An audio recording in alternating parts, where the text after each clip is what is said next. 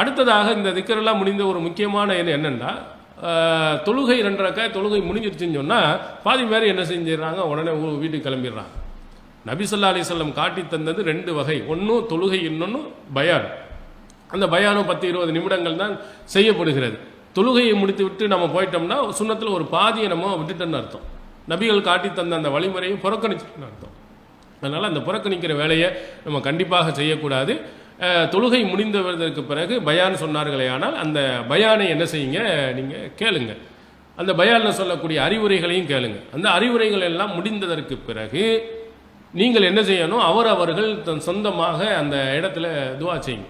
அந்த துவாவுக்கு ரொம்ப முக்கியத்துவம் உள்ளது. அதனால தான் ரசூல் ஸல்லல்லாஹு அலைஹி வஸல்லம் அவர்கள் மாதவிடாய் ஏற்பட்ட பெண்கள் உட்பட கன்னி பெண்கள் வீட்டில் இருப்பவர்கள் கூட அந்த திடலில் வாங்க, திடலில் வந்து துவா செய்யுங்கன்றாங்க.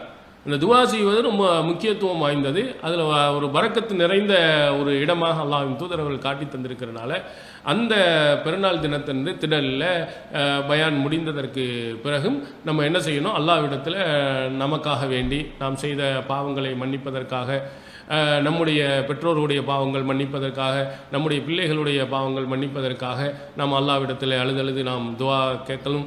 அதே மாதிரி நம்முடைய குடும்பத்தினர்கள் நன்றாக இருப்பதற்கு, நம்முடைய வீட்டில் இருக்கக்கூடிய கஷ்டங்கள், சிரமங்கள், இவைகள் எல்லாம் அதே போன்று நம்முடைய நாட்டில் இருக்கக்கூடிய கஷ்டங்கள், நமக்கு ஏற்படக்கூடிய பிரச்சனைகள், இவைகள் எல்லாமே அல்லாஹு தாலா நன்றாக ஆக்கி நம்முடைய வாழ்நாளில் நல்ல முறையில் நடப்பதற்காக வேண்டியும் இந்த நாளில் நம்ம துவா செய்யலாம். நமக்கு என்னென்னவெல்லாம் தேவை இருக்கிறதோ அத்தனை தேவைகளை நீங்கள் கேளுங்க. என்னென்ன கஷ்டங்கள் இருக்குதோ அந்த கஷ்டங்கள் எல்லாம் நீங்குவதற்கும் அல்லாஹ்விடத்தில் நீங்கள் பிரார்த்தனை செய்யுங்கள்.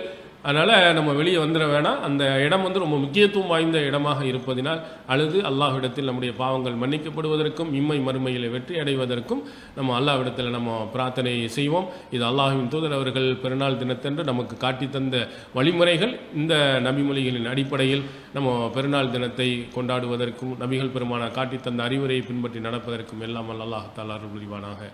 அஸ்ஸலாமு அலைக்கும் வரஹ்மத்துல்லாஹி வபரகாத்துஹு.